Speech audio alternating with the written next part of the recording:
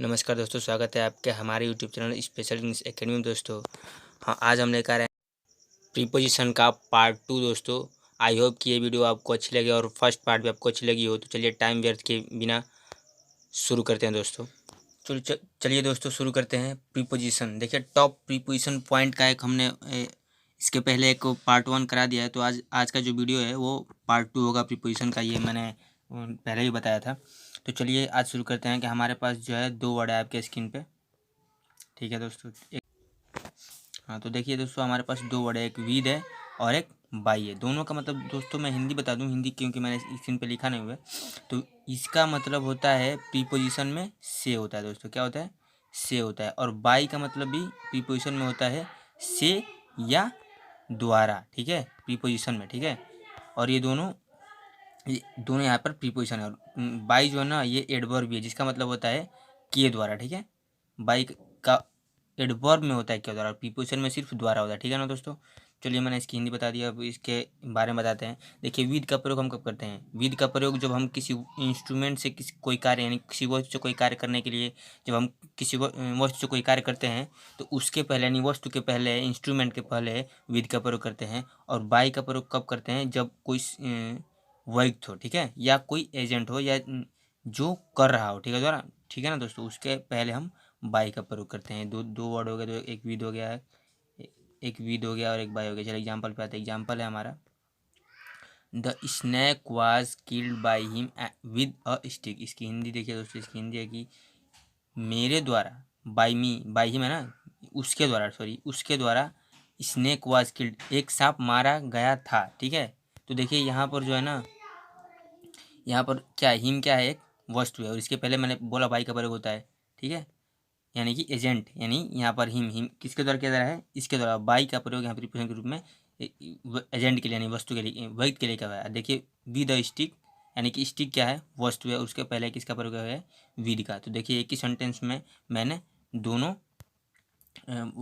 Preposition का example दे दिया आपको। ठीक है, इसकी हिंदी की बात एक बार, इसकी हिंदी एक बार और बता देते हैं कि उसके द्वारा एक सांप मारा गया था विद स्टिक, एक डंडे से उसके द्वारा एक सांप मारा गया था दोस्तों। तो ये हमारा आज का 2 वर्ड हो गए। चलिए आगे चलिए दोस्तों, हमारे पास 2 वर्ड है, एक बिलो है और एक अंडर है। दोनों का मतलब हम हिंदी की बात करें तो होता है नीचे, लेकिन दोनों में फ़र्क बस ये होता है दोस्तों कि बिलो का प्रयोग हम तब करते हैं जब वो नॉट फिजिकली कंटेक्ट हो। नॉट फिजिकली कंटेक्ट का मतलब यानी कोई वस्तु है, और या यदि कोई वस्तु है और उस वस्तु के नीचे कोई दूसरी वस्तु रखी हुई है, और रखी तो है लेकिन टच में नहीं है, यानी कि उससे संपर्क में नहीं है, तब हम बिलो का प्रयोग करते हैं। और वो नीचे ही रखनी चाहिए, ऊपर नहीं। ठीक है, ऊपर रखने के लिए ऑन का प्रयोग करते हैं। जैसे कि some book spread on the table, तो इसमें बुक है वो टेबल के ऊपर है ना, तो इसलिए वहाँ पर ऑन का प्रयोग है। लेकिन यहाँ पर नीचे है ना, तो बिलो के लिए तब करते हैं जब संपर्क में ना हो। चलिए अंडर का प्रयोग, अंडर की भी हिंदी नीचे ही होती है।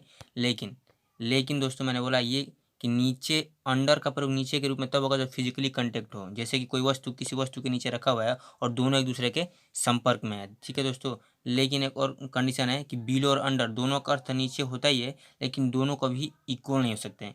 क्यों? क्योंकि ये नॉट फिजिकली है और ये फिजिकली कंटेक्ट में है। ठीक है, चलिए एग्जाम्पल पे आते हैं। हमारा पहला एग्जाम्पल आपके स्क्रीन पे है कि ही प्लेस्ड द लैम्प बिलो। ठीक है दोस्तों, बिलो द टेबल, मतलब इसका क्या हुआ कि उसने लैंप रखी थी टेबल के नीचे। क्या हुआ दोस्तों कि उसने लैंप रखी थी टेबल के नीचे। यानी कि देखो, कोई लैंप अगर आप टेबल के नीचे रखोगे तो संपर्क में तो रखोगे नहीं, क्योंकि अगर लैंप जल रहा है तो टेबल भी जल जाएगा। ठीक है, तो आप उससे दूर रखोगे, संपर्क में नहीं रखोगे। तो दोस्तों ये हमारा बिलो का एग्जाम्पल था। चलिए अब आते हैं हम अपने अंडर के एग्जाम्पल पे। देखिए हमारा एग्जाम्पल है कि when I sleep during the study, जब मैं पढ़ते हुए थक जाता हूँ, या मैं जब पढ़ते हुए सो जाता हूँ। ठीक है, I sleep during the study, जब पढ़ते समय मैं सो जाता हूँ।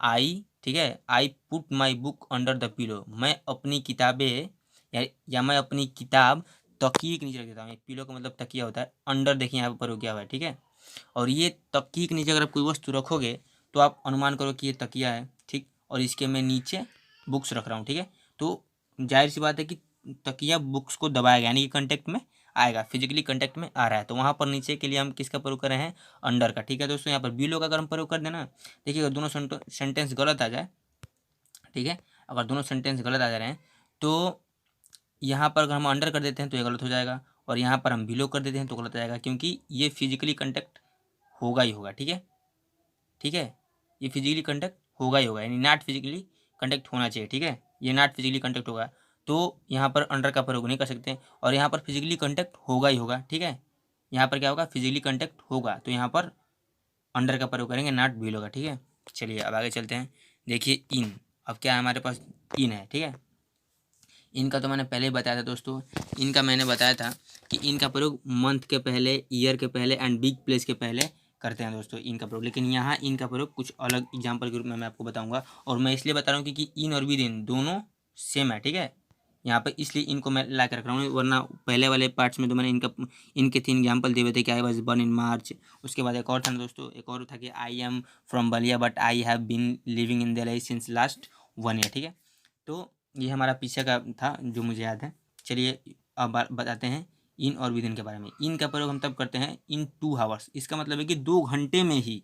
ठीक है, 2 घंटे में मैं कर सकता हूँ, लेकिन विद इन का प्रयोग तब करते हैं जब कार्य 2 घंटे के बीच में हो रहा हो। ठीक है, 0 से 2 घंटे के बीच में कार्य संपन्न हो रहा हो, तब क्या है, विद इन का प्रयोग करते हैं। लेकिन इन 2 घंटे में ही तब जाके हम इन का प्रयोग करते हैं। चलिए, और ये भी देखो, ये जैसे बिलो अंडर एक दूसरे के इक्वल टू नहीं होते, उसी तरह से यहाँ पर इन और विद इन भी एक दूसरे के इक्वल टू नहीं होंगे दोस्तों। चलिए, एग्जाम्पल से मैं थोड़ा बेहतर समझा पाऊंगा आपको, या आप समझ ही पाओगे कि आई कैन डू, ये पहला हमारा एग्जाम्पल है कि इनके ऊपर, I can do this work in 2 hour, मैं यह कार्य 2 घंटे में कर सकता हूँ। ठीक है दोस्तों, ये हमारा इनका एग्जाम्पल होगा। देखिए विद इन पे आते हैं कि this work will have done within 2 hour, यह कार्य 2 घंटे के अंदर हो चुका होगा। ठीक है, क्योंकि ये हो चुका होगा इसलिए कि विल हैव और V3 का प्रयोग किया हुआ है। ठीक है ना, ये जो है फ्यूचर परफेक्ट में। ठीक है, तो यह कार्य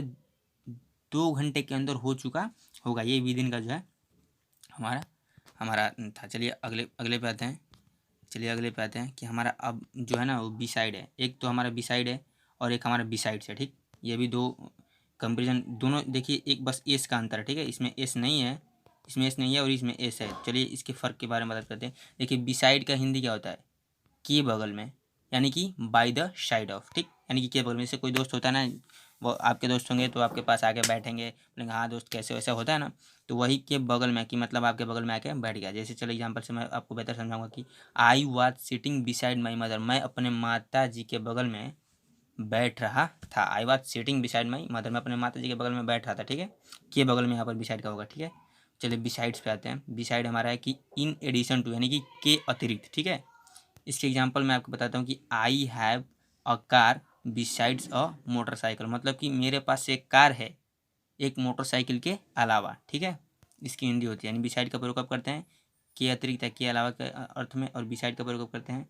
के बगल में के अर्थ में। ठीक है, बस ये इसका अंतर है, लेकिन अर्थ देखो कितना अंतर है। ठीक है, अब अगले एग्जाम्पल पे आते हैं कि I have a brother and a sister beside me, यानी कि यहाँ पर हिंदी क्या होगा, अलावा। ठीक है, अलावा। तो I have a brother and I have a sister, मेरे पास एक भाई है एंड एक बहन है, बिसाइड मी, मेरे अलावा मेरा एक भाई और एक बहन है। ठीक है दोस्तों, चलिए इसका भी एक कंडीशन होता है दोस्तों कि अगर बिसाइड के जगह पे, चलिए मैं बताता हूँ, ये थोड़ा बेहतर है, इसको हटा के अगर हम एक्सपेक्ट का यहाँ पे प्रयोग कर दें, एक्सपेक्ट। ठीक है, स्पेलिंग बार लिखता हूँ, स्पेलिंग कि EXCEPT, एक्सपेक्ट। इस एक्सपेक्ट, इसका मतलब है कि दोनों में से कोई एक ही, नॉट अलावा। ठीक है, अगर यहाँ पर प्रयोग कर देंगे एक्सपेक्ट का, तो I have a car expect और मोटरसाइकिल। ठीक, तो इसका मतलब है कि मेरे पास या तो एक कार है, या एक मोटरसाइकिल है। इसका प्रयोग यह होता है, दोनों में से किसी एक, अगर इसे बिसाइड को हटा के एक्सपेक्ट का प्रयोग कर दें, तो इनमें से या तो मेरे पास कार है या तो मेरे पास मोटरसाइकिल है, ये इसका कंडीशन होता है दोस्तों, एक्सपेक्ट के अलावा। ठीक है, बिसाइड की जगह पर हम एक्सपेक्ट का जब प्रयोग करते तब। ठीक है दोस्तों, तो ये हमारे आज के सेंटेंस। अब मैं नीचे दिखाता हूँ कि बिसाइड्स लिखा हुआ है कि यदि बिसाइड्स के स्थान पर एक्सपेक्ट करें तो 2 या उससे अधिक वस्तुओं में से कोई एक ही होता है। जैसे कि I have car expect motorcycle, मैंने पहले बताया था आपको। चलिए अब आगे चलते हैं। आज का हमारा ये लास्ट टॉपिक होगा एगो और बिफोर। देखिए दोनों की हिंदी क्या होती है, पहले होती है, लेकिन ये भी बिफोर और अंडर के जैसे ही, या इन और विद इन के जैसे ही अलग अलग कंडीशन में प्रयोग किए जाते हैं। ये एक अलग मैं इंटरेस्टिंग फैक्ट लेके आया हूँ कि हाँ कुछ प्रॉब्लम ना हो कि हाँ एगो एगो और V4 में लोग ज़्यादा कंफ्यूज रहते हैं। चलिए शुरू करते हैं कि एगो का प्रयोग हम कब करते हैं। एगो का प्रयोग करते हैं पास्ट इंडेफिनिट टेंस के लिए, और B4 का प्रयोग कब करते हैं, पास्ट परफेक्ट टेंस के लिए। ठीक है दोस्तों, एगो का जब भी प्रयोग होगा वो पास्ट इंडेफिनिट में होगा, दूसरे सेंटेंस में नहीं होगा। और B4 का प्रयोग कब होगा, पास्ट परफेक्ट टेंस में। ठीक है, प्रीपोजिशन के रूप में। ठीक है, चलिए एग्जाम्पल से मैं थोड़ा बेहतर समझाऊँ के दिया है कि I went to temple 2 days ago, मैं 2 दिन पहले, ठीक है 2 दिन पहले मंदिर गया था। ठीक है, तो यहाँ पर देखिए क्या हो, पास्ट इंडिफिनिट है ना, वेंट का प्रयोग किया हुआ है तो सेकेंड फॉर्म है ना V2, तो यहाँ पर ये पास्ट इंडिफिनिट है तो यहाँ पर एगो का प्रयोग किया हुआ है। पहले से अंडरलाइन आप देख सकते हो। चलिए आगे आगे चलते हैं कि the train had left before he rich the station. इसका मतलब है कि वह द ट्रेन हैड लेफ्ट, उसके पहुंचने से पहले ट्रेन छूट चुकी थी। देखिए क्या है, ट्रेन छूट चुकी थी, ये क्या है, had plus V3, had plus V3 यानी कि हेल्पिंग वर्ब, और V3 यानी कि क्या है, पास्ट परफेक्ट है। और B4 का प्रयोग कब करते हैं, पास्ट परफेक्ट में, तो B4 का प्रयोग पास्ट परफेक्ट में किया गया है। लेकिन दोस्तों देखिए यहाँ पर एक और समझने वाली बात यह है कि बहुत होता है ना कि यहाँ पर लोग आफ्टर का भी प्रयोग करते हैं, आफ्टर का भी प्रयोग करते हैं, B4 का भी प्रयोग करते हैं। तो देखिए सोचते हैं लोग कि यहाँ पर आफ्टर कब होगा और B4 कब होगा। देखिए अगर यहाँ पर B4 होगा, ठीक है, तो पहले वाला भाग जो होगा ना पास्ट परफेक्ट टेंस में होगा, और दूसरे वाला भाग जो होगा ना पास्ट इंडेफिनिट में होगा। देखिए यहाँ पर है क्या है, देखिए ही के बाद V2 का प्रयोग किया हुआ तो पास्ट इंडेफिनिट हुआ ना, और ये हैड प्लस V3 यानी कि वर्ब का तीसरा फॉर्म हैड का प्रयोग है तो किस में है, पास्ट परफेक्ट में। ठीक है, तो V4 अगर यहाँ पर हम आफ्टर कर देते दोस्तों, यहाँ पर हम आफ्टर कर देते तो ये वाला पार्ट जो होता ना, ये वाला पार्ट जो होता है ये पास्ट इंडेफिनिट में प्रयोग होता, और ये वाला जो नीचे वाला पार्ट होता है B4 मतलब B4 के बाद जो लिखा हुआ है यहाँ पर अगर हम सिर्फ आफ्टर कर दें तो इसके बाद जो ये रिच डे है ना, ये रिच नहीं होगा, he had rich the station हो जाएगा। ठीक है, अगर हम इसको यहाँ पे सिर्फ आफ्टर कर दें, अगर इसको यहाँ पर सिर्फ आफ्टर कर देते हैं तो होगा कि the train left after he had rich the station, ये होगा दोस्तों। तो चलिए आज के लिए बस इतना ही। आई होप कि ये वीडियो आपको अच्छा लगा हो तो चैनल को सब्सक्राइब करें, वीडियो को लाइक करें, अपने दोस्तों में शेयर भी करें ताकि हम थोड़ा मोटिवेट हों और आपके लिए कुछ नए नए कंटेंट्स ढूंढ के लाते हैं दोस्तों। ओके दोस्तों, धन्यवाद, keep supporting me, do best and जय हिंद।